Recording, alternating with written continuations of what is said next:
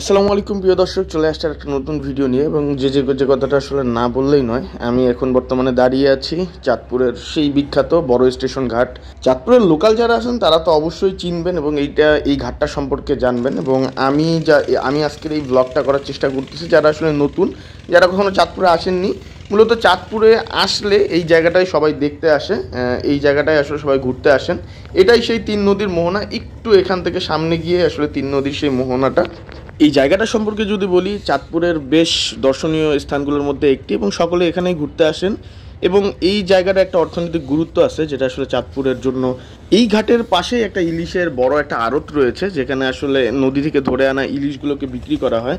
তো আপনারা যারা এখানে বড় স্টেশন লঞ্চঘাটে ঘুরতে আসবেন তারা অবশ্যই সেই জায়গাটাতে যাবেন। এবং আমার মনে হয় যে ঘোরাঘুরির জায়গা থেকেও বেশ ভালো লাগবে। এবং যদি ইলিশ কিনে নিয়ে যেতে চান বাড়ির জন্য, তো কিনে নিয়ে যেতে পারবেন, যেহেতু এখনও সব নৌকোগুলো নদীতেই রয়েছে। যেহেতু দেখতেই পাচ্ছেন এখনও আসলে সূর্যের আলো ফোটেনি। তো আস্তে আস্তে সূর্যের আলো ফোটার সাথে সাথে সেই লঞ্চ ঘাটের এই আড়তগুলো আসলে জমে ওঠে। তো আমি যেহেতু এখন ওইদিকে যেতে পারতেছি না, তো যার কারণে আপনারা কখনো চাঁদপুরে ঘুরতে আসলে এটা অবশ্যই ঘুরে যাবেন, বেশ ভালো লাগবে আপনাদেরকে। তো আজকের মতো ভিডিওটা এখানেই। ভিডিওটা আমি আসলে লাইভ করতে চাইছিলাম, বাট সেখানে লাইভ করা সম্ভব হয় নাই।